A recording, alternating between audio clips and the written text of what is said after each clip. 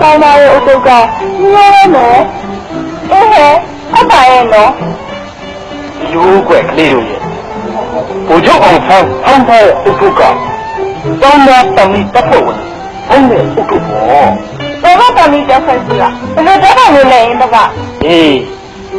င်းတာတမီတပ်ဖွဲ့ဆိုတာဟောလွန်ခဲ့တဲ့1938ခုနှစ်လောက်တုန်းကငင်ချက်လက်အောင်သူ့ကျင်ဘွားကလွတ်ရရအောင်ဒုက္ခနဲ့တနဖြစ်ရမယ်ဆိုပြီးဖွဲ့စည်းလှုပ်ရှားခဲ့တဲ့တပ်ဖွဲ့တွေပဲ။ဒီနည်းပြောရရင်တော့နိုင်ငံရေးအဖွဲ့အစည်းတွေအနေနဲ့တပ်မတော်ထောင်ပြီးတော့လက်နက်နဲ့တိုက်မှလွတ်လပ်ရေးရမယ်လို့ယူဆခဲ့ကြတဲ့အတွက်တပ်ဖွဲ့အစဉ်ဖွဲ့စည်းပြီးတက်ကြွစီယုံလှုပ်ရှားခဲ့ကြတာဖြစ်တယ်။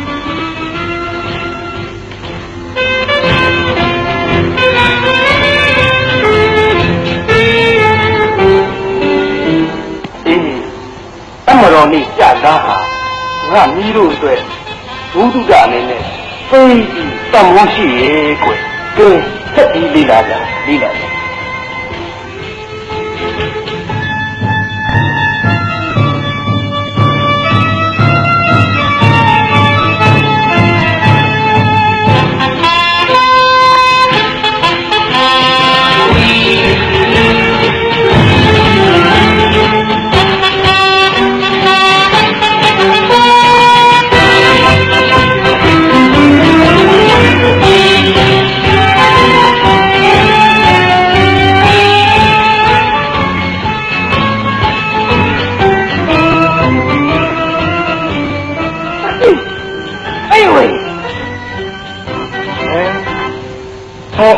ထုံးမင်းမို့လား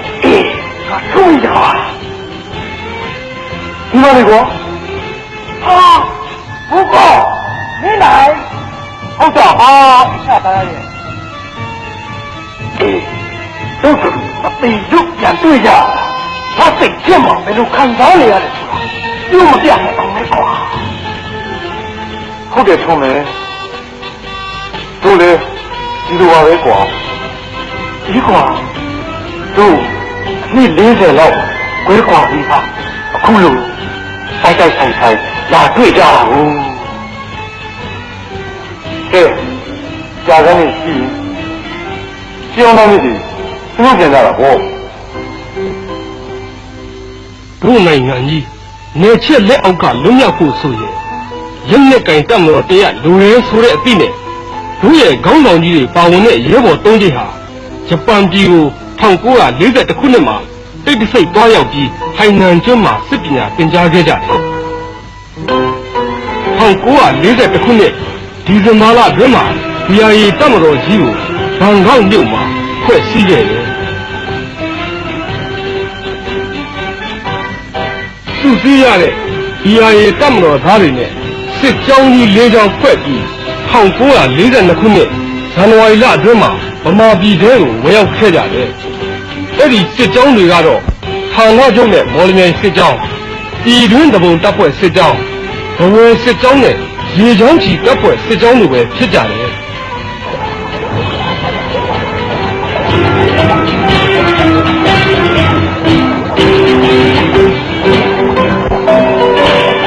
ဘဝစစ်ကြောင်းမှာမြစ်တာကဝင်ပြီးဘဝကိုချီတက်ခဲ့ကြတယ်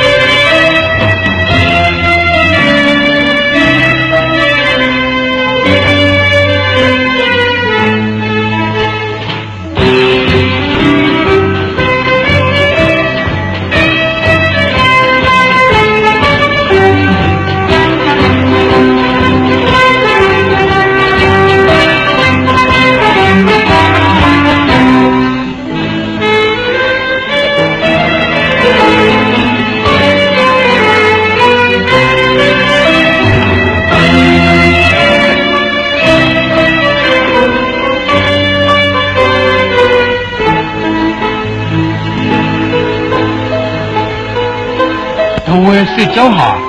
တောင်တုံးစခန်းကိုသိမ်းပိုက်ပြီးအခုလိုအောင်ပွဲခံခဲ့ကြတယ်တို့ရဲ့ဒီအရေးတမတော်ကြီးခြေတက်ရာစစ်ကြောင်းတစ်လျှောက်မှာရှိတဲ့တောင်သူလယ်သမားတွေဟာလည်းသူတို့ရဲ့လယ်ယာလုပ်ငန်းခွင်တွေကိုစွန့်ပစ်ပြီးတို့ရဲ့တမတော်တွေကိုအားတက်တရောလိုက်ပါခဲ့ကြတယ်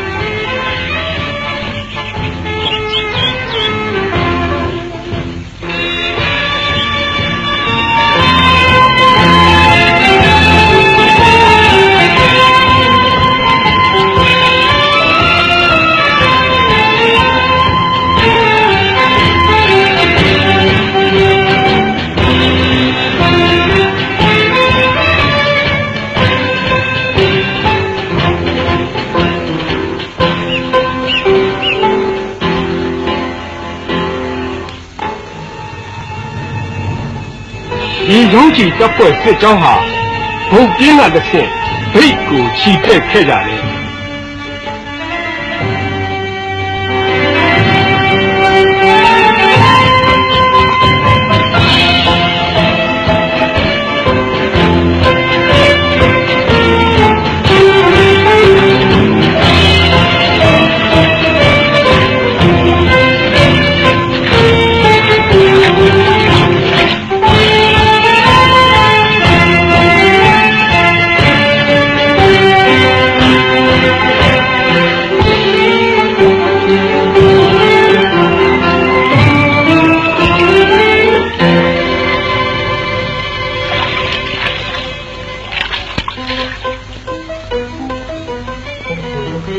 စစ်ကြောင်းအသီးသီးဟာရောက်ရာနေမြေမှာရှိကြတဲ့ဒေသခံတိုင်းရင်းသားတွေကိုစီယုံသိမ်းသွင်းခဲ့တဲ့အတွက်ဗမာလွတ်လပ်ရေးတပ်မတော်ကြီးဟာတစအင်အားကြီးထွားလာပြီးတိုင်းရင်းသားအားလုံးရဲ့အားပေးကူညီဖို့အပြည့်အဝရရှိခဲ့ကြတယ်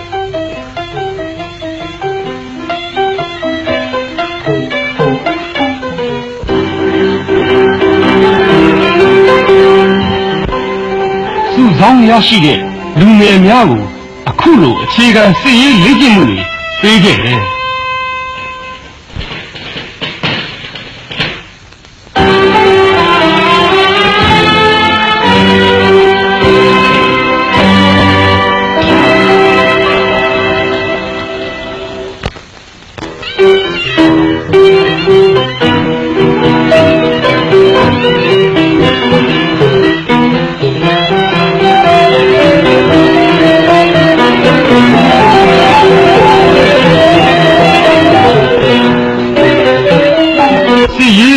ပြီးတာနဲ့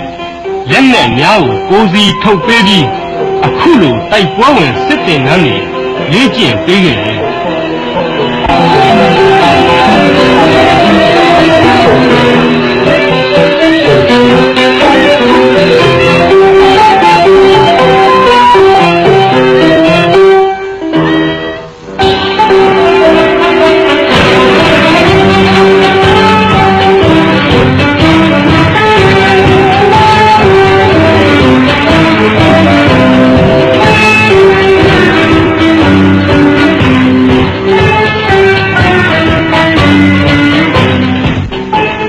စစ်ကြောင်းဟာ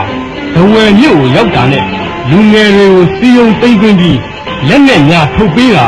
စစ်ပညာများသင်ကြားလေ့ကျင့်ပေးရတယ်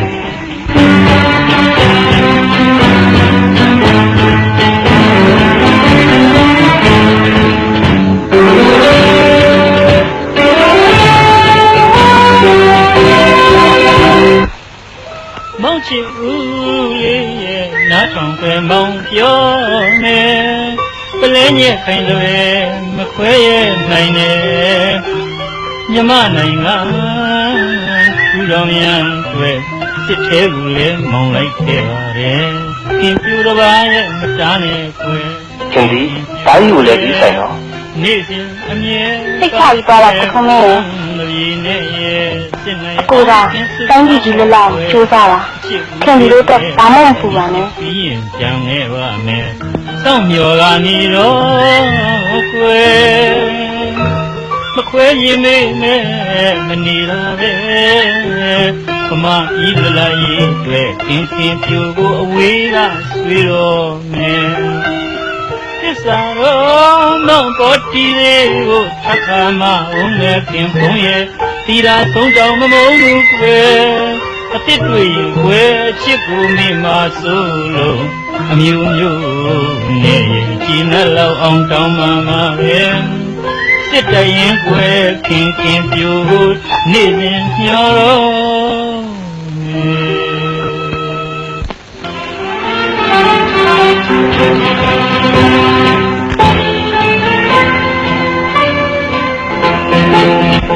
ဒဝဲစစ်ကြောင်းဟာဒဝဲမြို့ကနေမော်လမြိုင်မြို့ကိုဆက်လက်ချီတက်ရမှာပြည်သူလူထုကအခုလိုတောင်းတောင်းချပြလှုပ်ဆက်ခဲ့ကြတယ်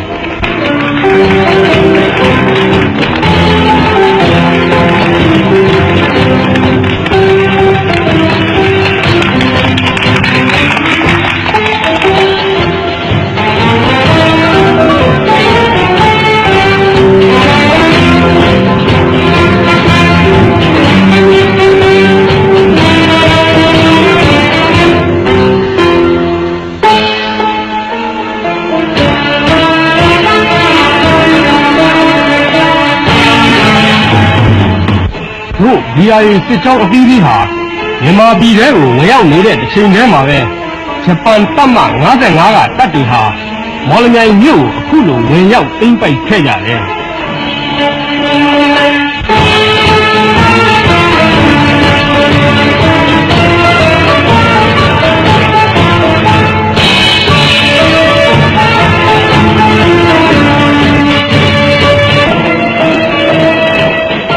ဂျပန်တွေမော်လမြိုင်ကိုဝင်ကြီးဆိုကြတဲ့ကဖက်စစ်ရဲ့မောက်မာစော်ကားမှုတွေကိုခံခဲ့ကြရတယ်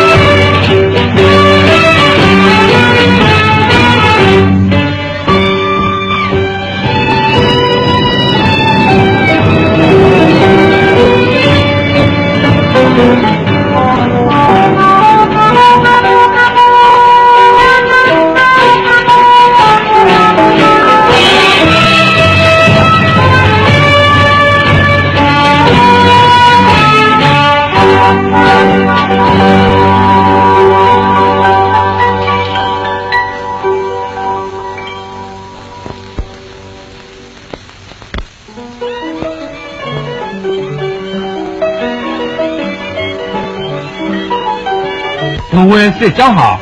မော်လမြိုင်မြို့ကိုဂျပန်တပ်မ55သိမ်းပိုက်ပြီးအချိန်လောက်မှာရောက်ရှိခဲ့တယ်ဒီကွာ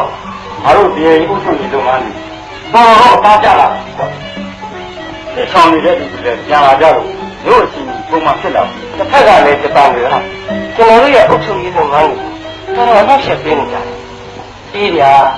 ဒါလေးနဲ့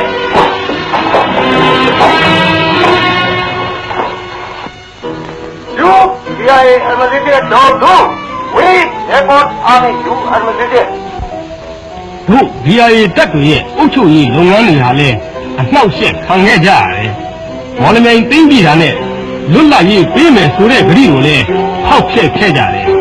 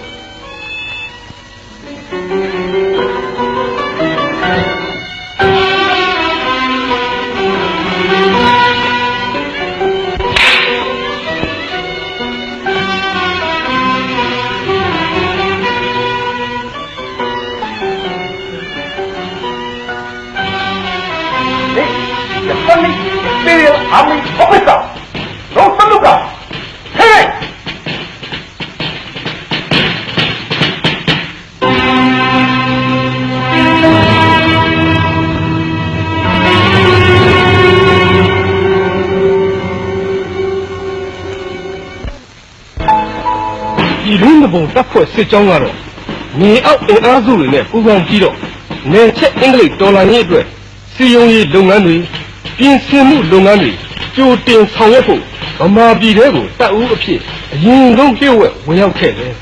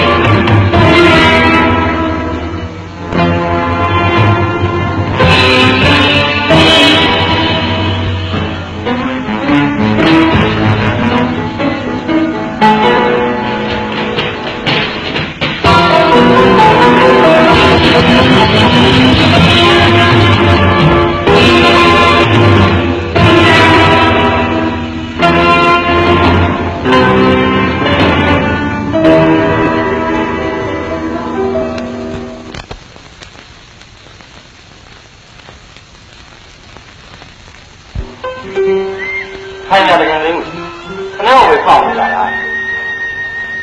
တော့တက်လိုက်တာကဖြစ်နေပြီဟုတ်တယ်ဗျာပြိတ္တိဆုံးတော့ခြေရှုံတီလေးတို့တခင်မောလည်းမနဲ့ကတော့မကွေးဘက်ကရောက်လာတယ်ကဲတခင်ကတော့မကွေးဘက်ကအချိန်လေးတွေကိုတခင်သိမ်းလို့ပြောပြသမှာကျွန်တော်တို့နေရမှာတော့စီယုံရော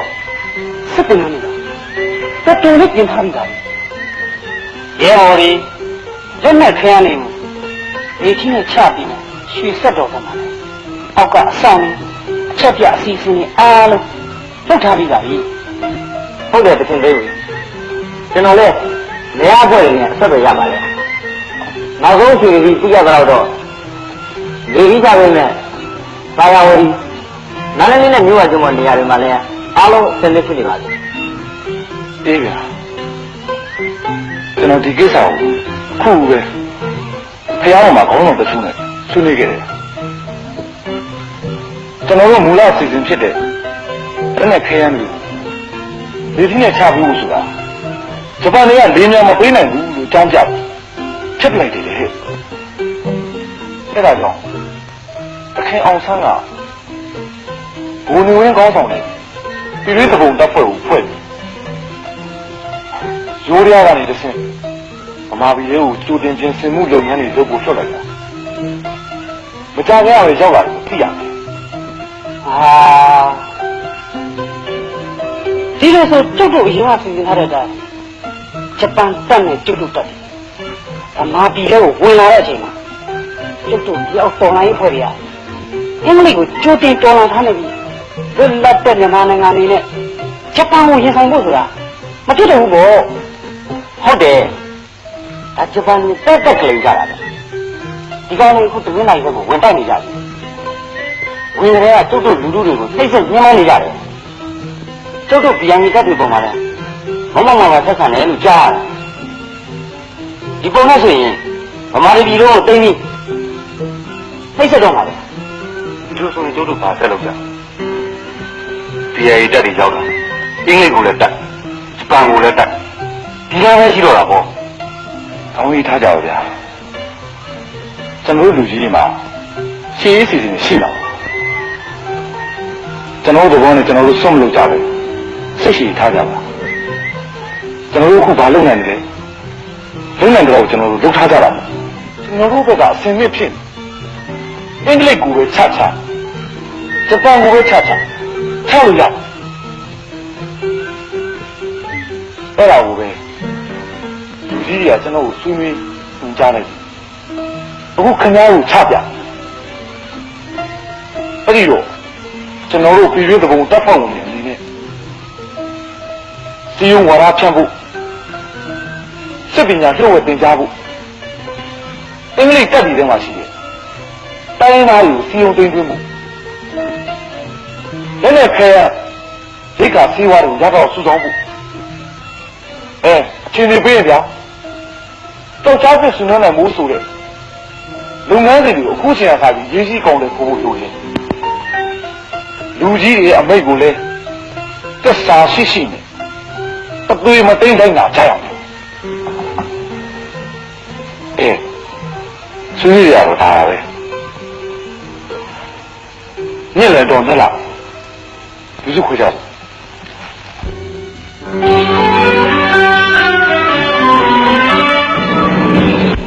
ရေချောင်းကြီးတပ်ဖွဲ့စစ်ကြောင်းဟာရင်းညွတ်မှတစ်ဆင့်စိတ်ခမီကိုဝင်ရောက်ခဲ့တယ်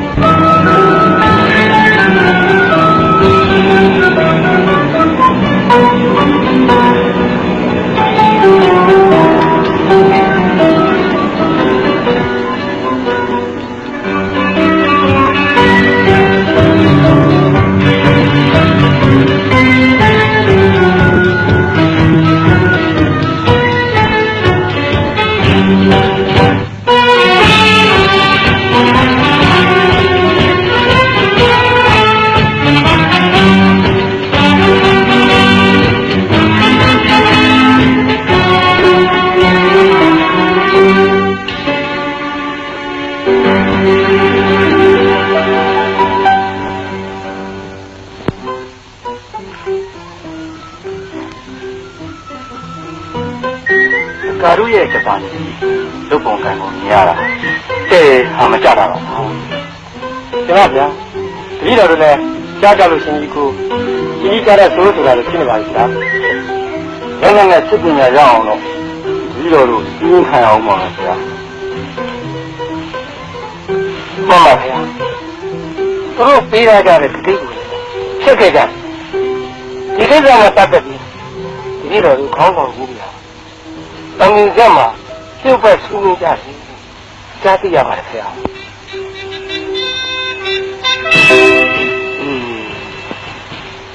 တုံတော့တခုခုတော့သုံးစားရတော့မှာပဲ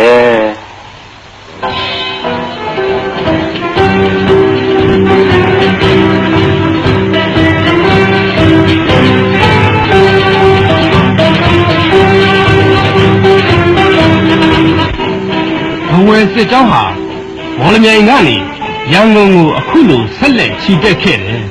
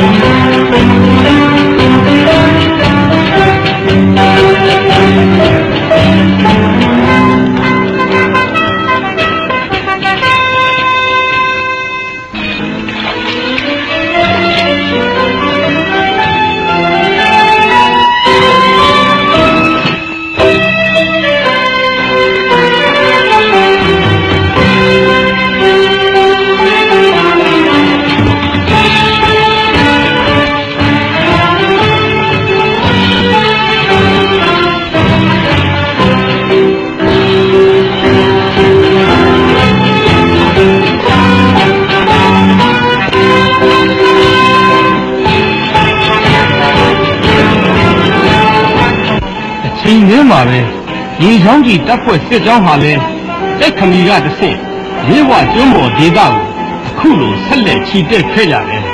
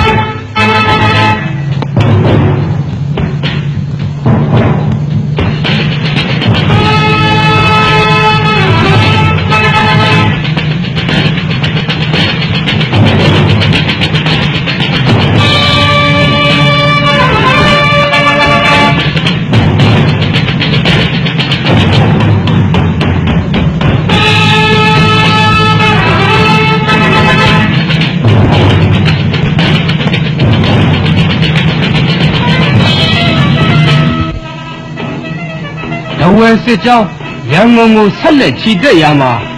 ပဲခူးမြို့အနီးဖျားသုံးသူမှာဗြိတိရှအမှတ်63တပ်မဟာကတပ်တချို့နဲ့အခုလိုတိုက်ပွဲဖြစ်ပြီးအောင်မြင်ခဲ့တယ်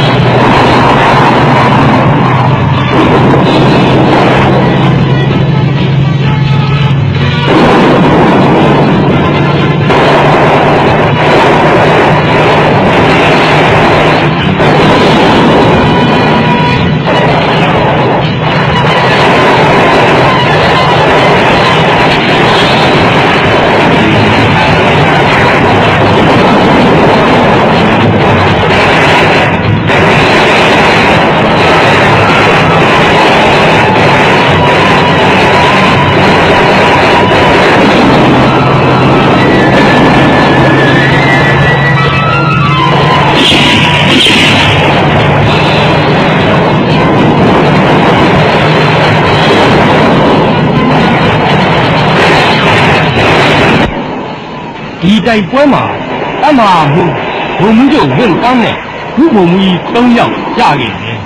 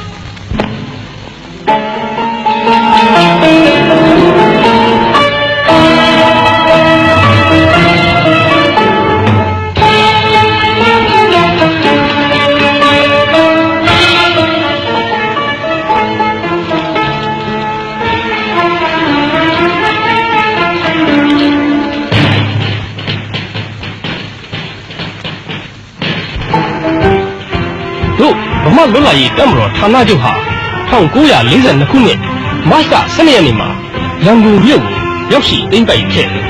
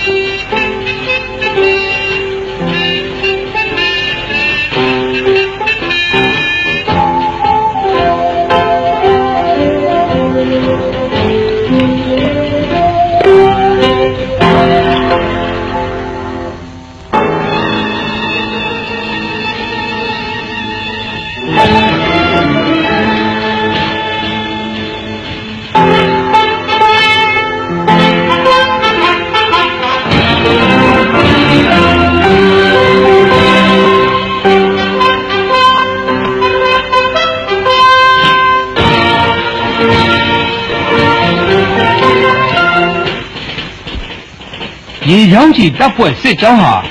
ရွှေတောင်မြို့မှာဗြိတိရှတပ်တွေနဲ့ပြင်းပြင်းထန်ထန်တိုက်ခိုက်ခဲ့ကြရတယ်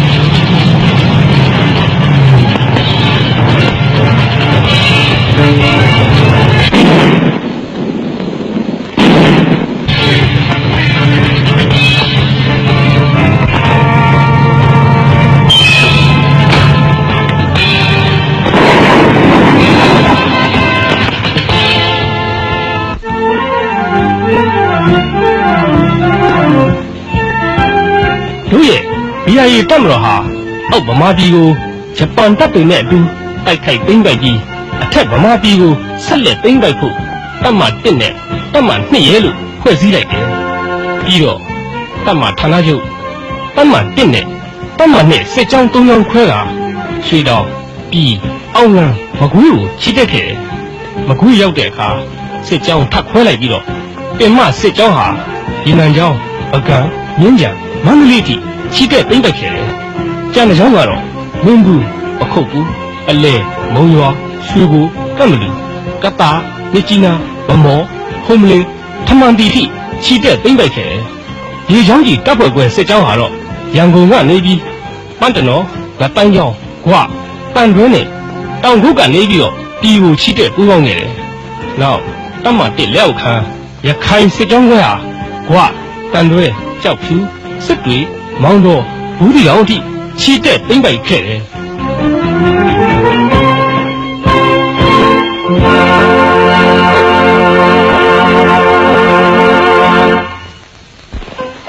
အဲ့ဒီတော့တို့ BIA တက်နေတာတကယ်စစ်တင်နှန်းတွေမတက်ခဲ့ဘူးတိုက်ရင်ဖြစ်ချင်းတိုက်ခဲ့ရတဲ့ဘိုးကောတိကျပြတ်အိမ်နဲ့ကျင်းသားတော့အိမ်ကြောင့်ဒီစကားကိုပြောတာ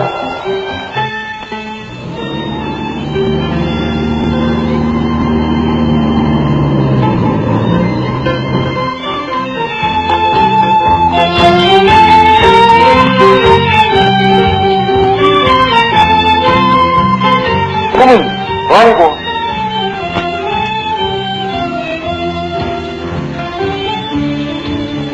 ဟာဆွေးမှာမဟုတ်ဘူး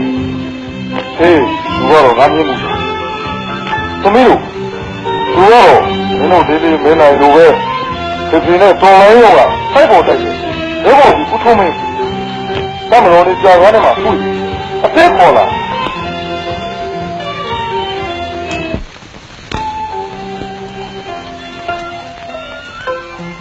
ကဲဟန်တာကိုယ်တို့တော့ထားပြီးတော့သိနေကြတော့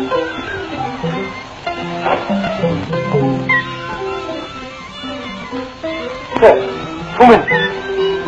ခုကမှလည်းတို့ဘာလို့ကနေရမကြောက်လားခိတ်တော်လိုက်ပြီးလို့တက်ပြီးဖြစ်တော့ငါတာတိငါပြန်ရတဲ့ကွာအခုတော့ငါမင်းလာတယ်ငါတားနေတယ်မရှိကြတော့ဘူးငါမြည်သေးတယ်ကြံတော့တာကွာဩ你呀，没人要你光，这么多人嘛的话，不就没人了？不必要的，这么多大出了，这么多牛的不话，那你的呀，这么多你是张马发肉，这么多你看那对应，那你的呢对应出去，这估计个哪里来的话？我教你的唱，没有教你的，教你我。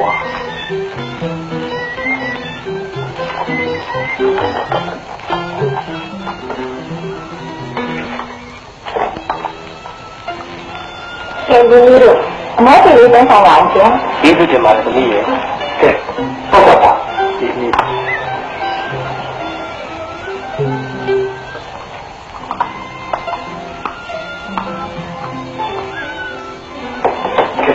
ဟုတ်တယ်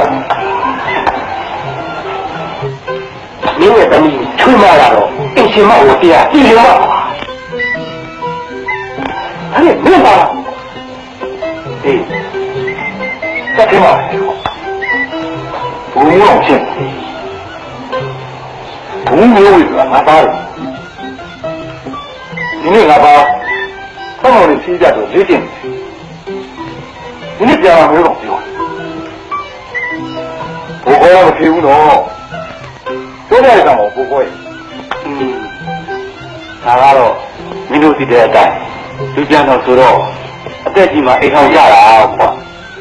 သမီးတယောက်ပဲရှိတယ်လေဆွေးတိုင်းတဲ့အမနဲ့တော့မလို့သေးဘူးကျက်သူလာလို့ဘိုးလေးခွာဟာဝန်တာပြန်ရောက်လာတော့ဘုရဲ့မျိုးဆက်တွေတာတော့ကြီးရဲ့အခုရောက်တာမဟုတ်ဆက်လက်ဆက်ပုံနေကြတယ်ဆိုတော့အားရပြန်လေ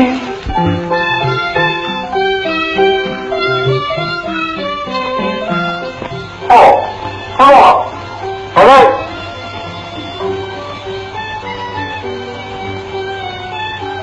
对。好嘞。对吧？好嘞，走来中啊，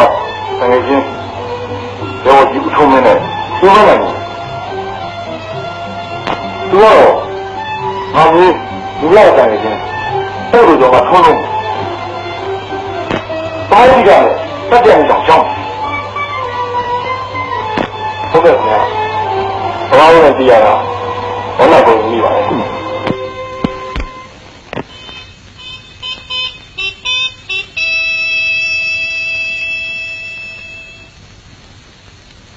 我是东西，那这个怎么打包？现在对比起嘛的怎么样？俺那是多生，鸡妈那的，当东西吃这些了啊！ဒီဆိုရဲ့ဗမာတာဝေတက်မလို့သာဘွားဟာလေအပါဝင်ပေါ့ဒီအရေးတက်မလို့ဟာနိုင်ငံရေးအသိစိတ်နဲ့လွတ်လပ်ရေးအတွက်နယ်ချက်ကိုတိုက်ဖို့ဖွဲ့စည်းခဲ့တာ BIA စစ်ကြောင်းချီရလမ်းတစ်လျှောက်မှာလူငယ်တွေအတိတ်ပြောပါဝင်ခဲ့တဲ့အတွက်တပ်အင်အားအဆမတန်ကြီးမားလာနေတယ်ဒါကိုဂျပန်အာဏာပိုင်တွေကစိုးရိမ်လာတဲ့အတွက် BIA ကိုဖျက်သိမ်းပြီးစနစ်တကျတပ်ပြန်ဖွဲ့ဖို့ဆုံးဖြတ်စီစဉ်ကြတယ်။ဒါကြောင့်မန္တလေးရန်ကုန်နဲ့ပဲခူးတို့မှာတပ်မဟာတွေကိုစုစည်းပြီး BIA တပ်မတော်ကြီးကိုဖျက်သိမ်းခဲ့ကြတယ်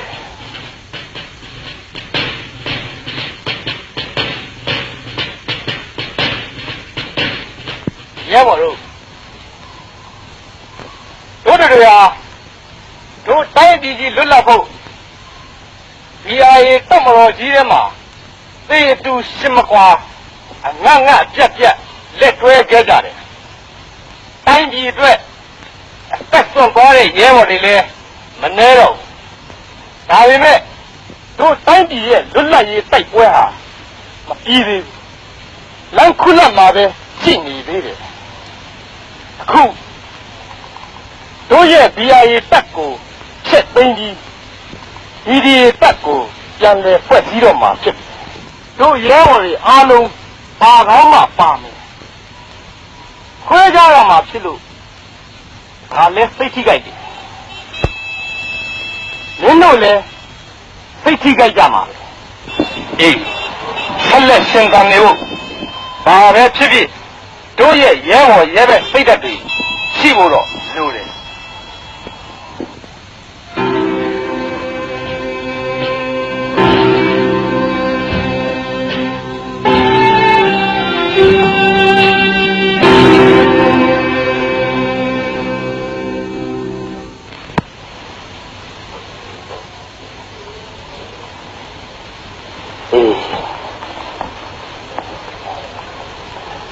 ဒီတို့ပြန်တွေးကြမှာပါကွာ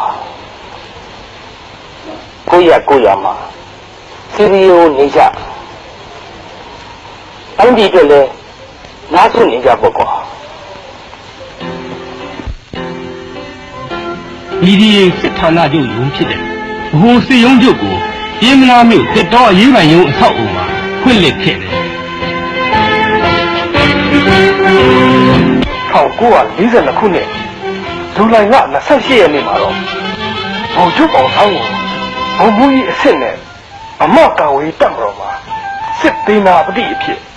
ခါလိုက်တယ်ဒီတက်ရင်6ရင်းကိုပြင်မနာမြို့မှာပြန်လည်ဖွဲ့စည်းခဲ့တယ်ဒီတက်ရင်းနဲ့အတူဒီရင်ပြည့်အမြောက်တက်ရင်တရင်ဆမှုလက်မှုတက်ရင်တရင်စိတ်မြောင်းတက်ခွဲနှစ်ခွဲဒီရင်ပြည့်ဆက်အမြောက်တက်ခွဲတစ်ခွဲမော်တော်ယာဉ်တက်ခွဲတစ်ခွဲနဲ့အချက်ပြဆက်တွေတက်တွေကိုလည်းဖွဲ့တယ်ဒီတော့ဒီတက်မတော်ကြီးဟာ1943ခုပေါ်ခုလာပြည့်နေမှာအင်အား8500တိရှိလာခဲ့တယ်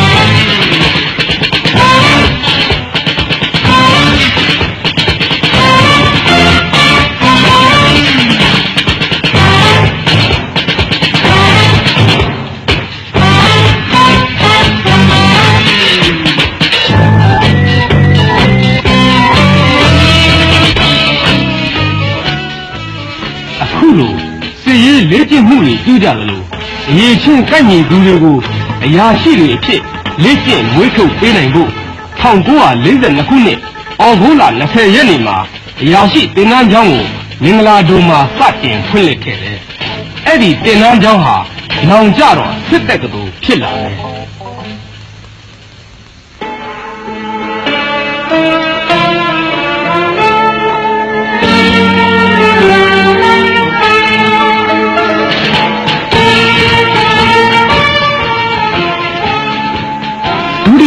ဘုတင်နန်းကိုတော့1943ခုနှစ်မေလ10ရက်နေ့မှာဖွင့်ခဲ့တယ်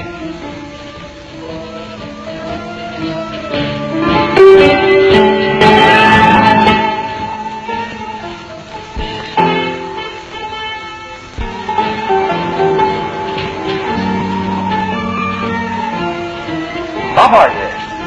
မင်းဘာပါဦးသိန်းဝင်နဲ့ဦးမင်းနိုင်တို့ရဲ့ဟာ1943ခုမေလ10ရက်နေ့မှာစတင်ဖွင့်ခဲ့တဲ့ဒုတိယပတ်ဘုံစင်မန်းကျောင်းကိုတက်ဖို့ရွေးချယ်ခံခဲ့ကြရတယ်။ဒီပါ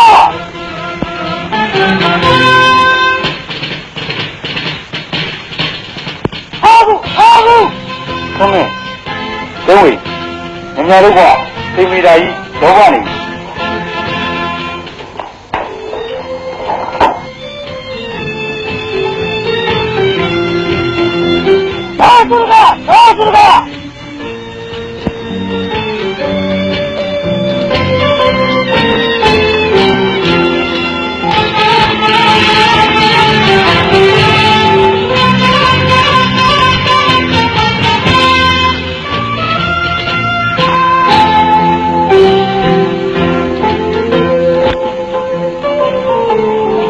不来走。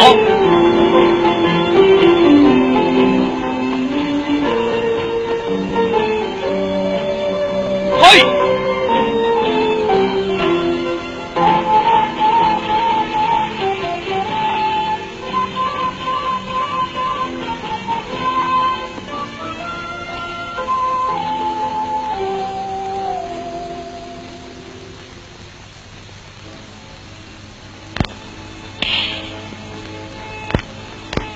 好大个！好改。当ရောက်ပြီးဆိုကြတဲ့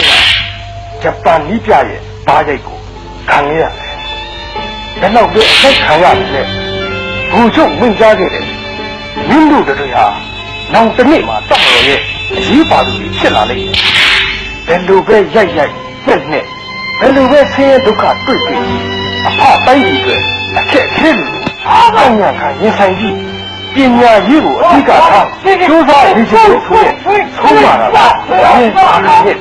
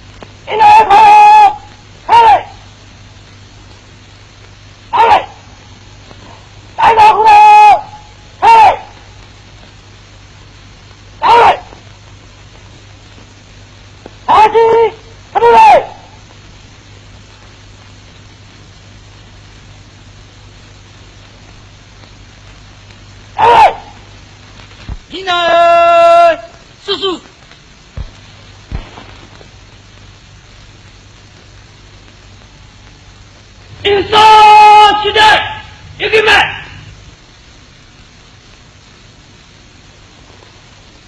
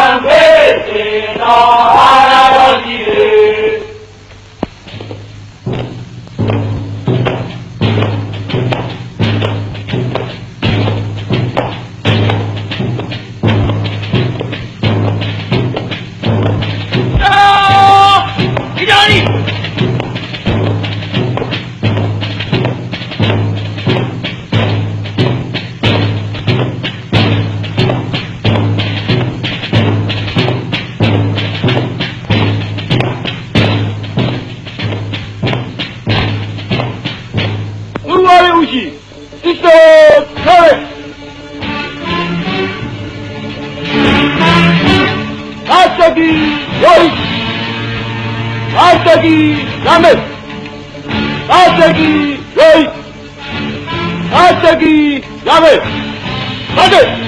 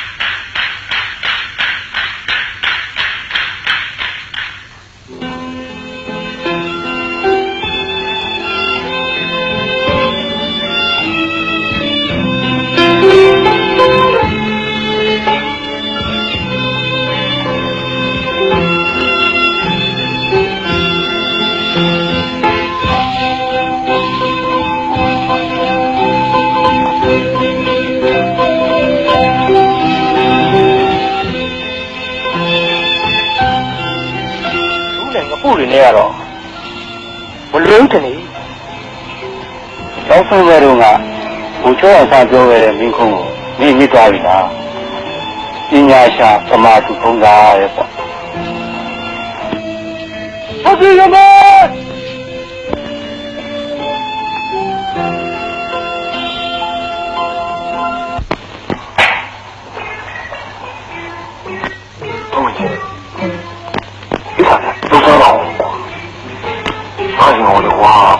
ပြူမပြင်းချောင်း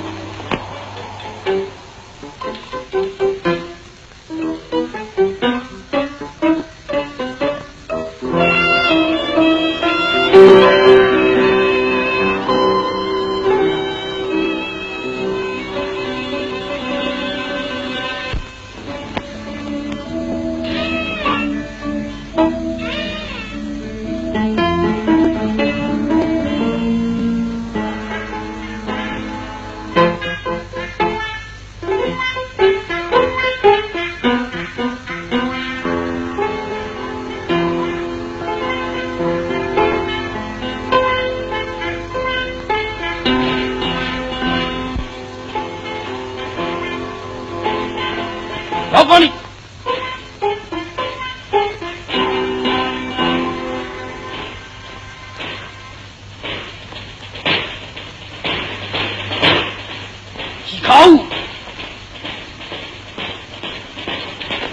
天心啊，他们那有。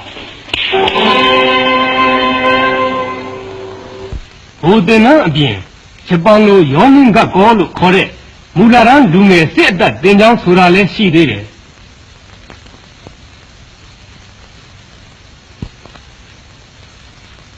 过来！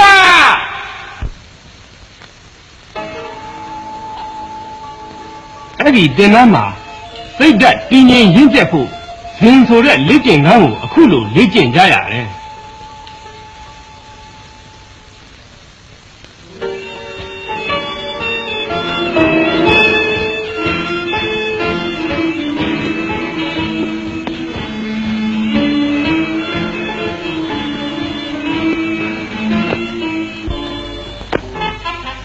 これは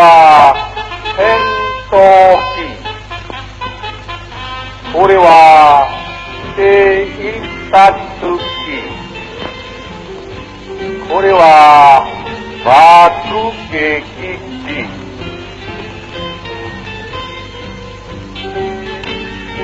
ဒီပြင်မူလကလေချောင်းပညာတော်တွင်ပတ်စု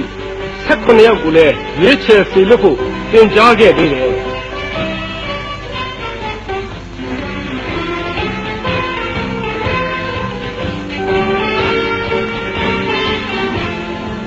わ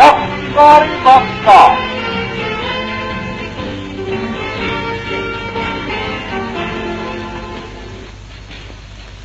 これは何ですかこれは戦闘機ですはいわかりますか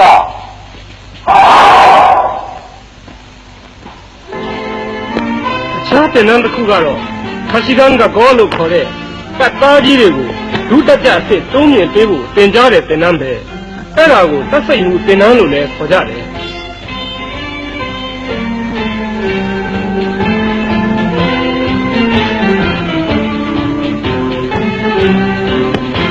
အဲ့ဒီတင်နန်းတွေပြင်ဂျပန်နိုင်ငံကိုစစ်ပညာတော်တွေနေဆေလွတ်ခဲ့တယ်အဲ့ဒီမှာကြီးရက်ကနေအမြောက်တက်နဲ့လေတပ်ပညာတွေခွဲခြားသင်ကြားခဲ့ကြတယ်လေတပ်ပညာတော်တွေဟာအနာဂတ်ဗမာလေတပ်မတော်ရဲ့အမြုပ်တွေပဲပေါ့ဂျပန်ခေတ်မှာရေတပ်မတော်ကိုလည်းဖွဲ့စည်းခဲ့တယ်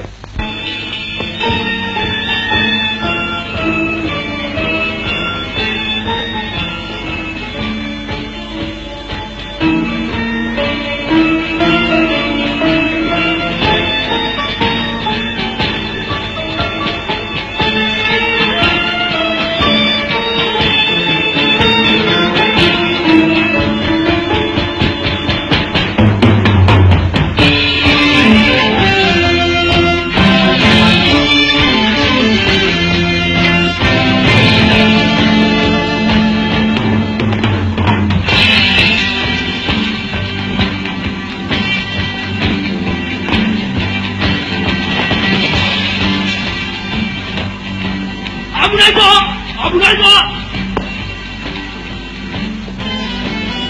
ဘယ်လိုရိုက်ရိုက်နဲ့နဲ့ဘယ်လိုပဲဆင်းရဲဒုက္ခတွေ့တွေ့အဖတိုင်းပြည်တွေအခက်ခဲတွေကိုတန်းတန်းခံရင်ဆိုင်ပြီး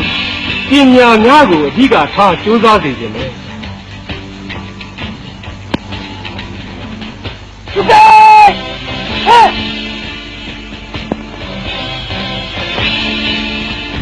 老师哥，给你来！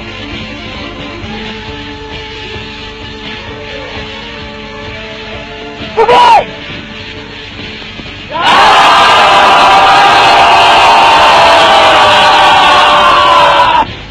快点！快点！快点！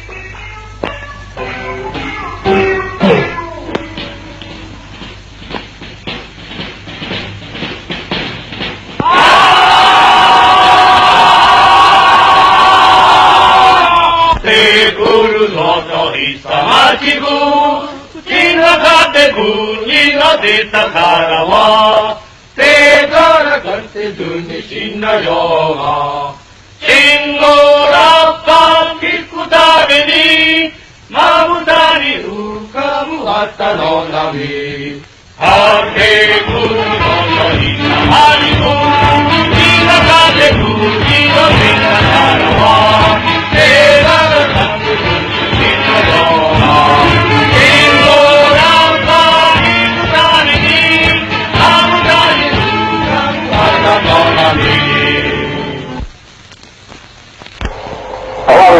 ပြောပြလို့ဒီအရင်နဲ့ဒီတက်တော်အကြောင်းကိုတော့သိခဲ့ရပါပြီသားပါ1945ခုနှစ်ဒီလိုအချိန်မှာဘာဖြစ်လို့ဖက်စစ်တွေကိုတော်လာတိုက်ခိုက်ခဲ့ကြရဲဆိုတာပြည့်စုံစုံလေးပြောပြပါလားသားပါဖက်စစ်တွေဟာလွတ်လပ်ရေးပြီးတယ်ဆိုရင်လည်းအဲ့ဒီလွတ်လပ်ရေးဟာအတူရောင်လွတ်လပ်ရေးသာဖြစ်ခဲ့တယ်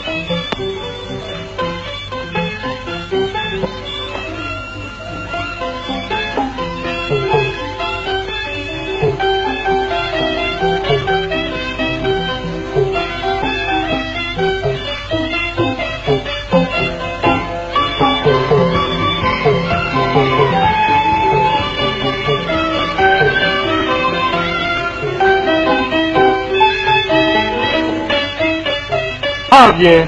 ခက်စစ်တွေရဲ့ရိုင်းဆိုင်မှုတွေဟာတနေ့တခြားဆိုးဝါးလာခဲ့တယ်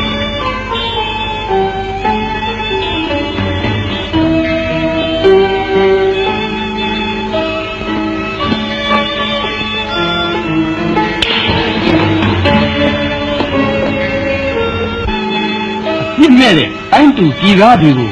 အခုလိုမတရားတပ်ဖြတ်ခဲ့ကြတယ်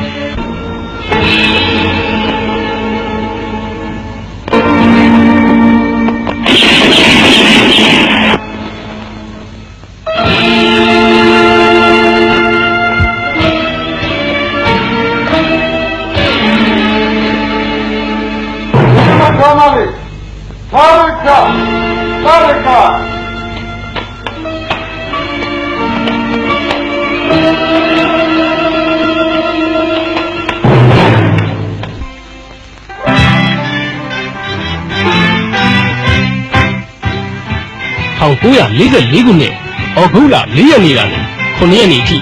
အခုမြို့မှာရှိတဲ့ဗမာတပ်မတော်စံပြတပ်ရင်းမှာဗိုလ်ချုပ်အောင်ဆန်းခေါင်းဆောင်ပြီးတော့ထက်စစ်တိုက်ချီပြည်သူ့လွတ်လပ်ရေးအဖွဲ့ချုပ်ဖတ်တာပါလာကိုလျှို့ဝှက်ဖွဲ့စည်းပြီးထက်စစ်တော်လှန်ရေးအတွက်တာဝန်ခွင့်ပြင်ဆင်ခဲ့တယ်1945ခုနှစ်မတ်လ18ရက်နေ့မှာတော့အခုတော်လှန်ရေးပန်းချမ်းလို့သတ်မှတ်ထားတဲ့ရွှေဒဂုံဖျားလောက်တဲ့တွင်းကျင်မှာထက်စစ်တော်လှန်ရေးအတွက်စစ်ထွက်အခမ်းအနားကိုကျင်းပခဲ့တယ်။အဲ့ဒီစစ်ထွက်အခမ်းအနားမှာဗိုလ်ချုပ်အောင်ဆန်းကတပ်မတော်သမိုင်းမှာထူးခြားပြောင်မြောက်တဲ့ရဲရဲတောက်မိန့်ခွန်းကိုမိန့်ကြားခဲ့တယ်။အဲဟောလို့အကျဲဆက်ပြီးတော့ရှင်းရှင်းမပြောပြဘူးဟုတ်လား။ဒီအခုစစ်မြေပြင်ကိုဆွဲရတယ်ဟုတ်လား။ဒီရဲမင်းငါ့မေအခက်ခဲတွေနဲ့ရင်ဆိုင်ရဟုတ်လား။ဗမာပြည်ဗမာသေးကိုကြားပါ။အဖက်ပေါ်များရဲ့အမိန့်ကိုလည်းနာခံကြပါ။အထက်ပေါ်များကလည်းသာဓုညီမြရဲဘော်သိထားကြပါရဲဘော်တို့ကိုခရီးပေးထားတဲ့အတိုင်းဟုတ်လားကျောက်ကိုတိုင်းရဲဘော်တို့နဲ့တူဟုတ်လားကြည့်ကြတယ်ဗမာရန်သူကိုခင်ပုံးကြ နီးကတ်ဆောင်ရသူကိုရှားပြီးတိုက်တာဒါပဲ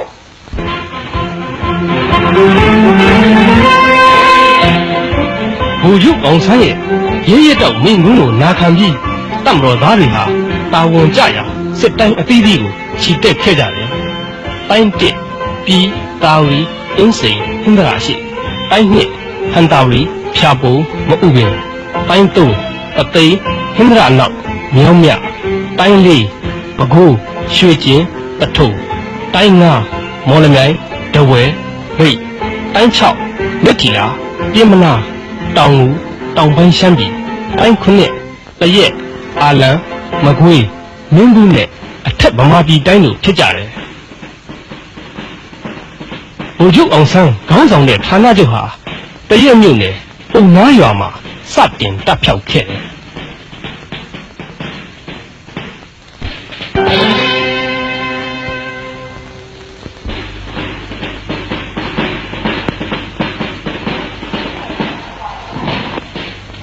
ရဲဘော်တို့ဟိုချုပ်ကိုယ်တိုင်ဒီနေ့ဒီရွာမှာသက်စစ်ဂျပန်တွေကိုဘိုးဘဝတံတော်ကဒီလိုဒေါ်လန်တိုက်ခိုက်ဖို့ပြင်ညာလိုက်ပြီးဖြစ်တယ်။ဒါကြောင့်တို့တက်ခွဲဟာသတ်မှတ်ထားတဲ့နယ်မြေအသီးသီးကိုအခုအမိန့်ရတာနဲ့ခြီတက်တပ်ဖြောက်ပြီးဒေသခံလက်ရေးစင်တွေနဲ့အတူရန်သူကိုထင်လို့တင်ကြ။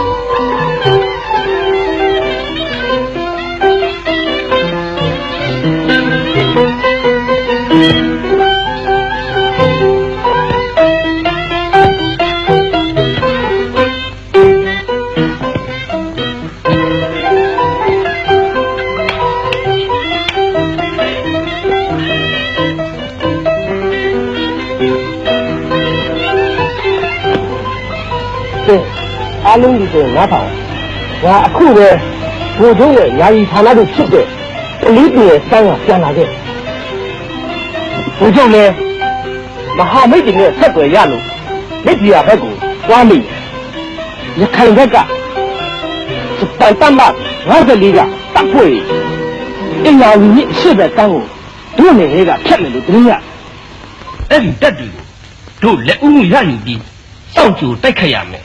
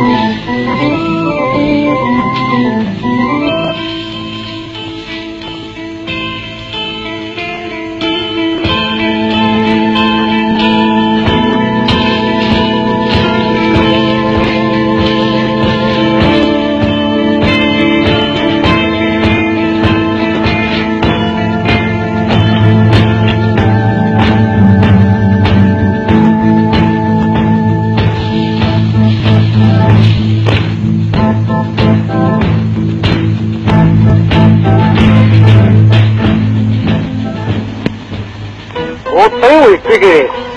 ခြားပေါင်းတမန်ဘက်ကတို့ရောလာနေတဲ့ဂျပန်တက်ကြီးဟာတို့တက်ဖို့ပြရမယ်တို့မှာတက်တချို့ကလည်းတောင်းနဲ့ခီးသွားနေကြတော့တော့တယ်လူပေါင်း30နဲ့လူတစ်တွေပဲရှိတယ်တို့ကချောင်ပေးလိုက်ရင်ဒီကောင်တွေရောမီးမချုံမှာတော့သိကြတယ်ဒါပဲဖြစ်ဖြစ်တို့ရှိတဲ့အင်အားနဲ့ပဲတိုက်ကြတယ်ခဲဘုရားကျေးဇူးတင်ပြီးရွာပြန်ဆောင်လို့မှနေရာကြ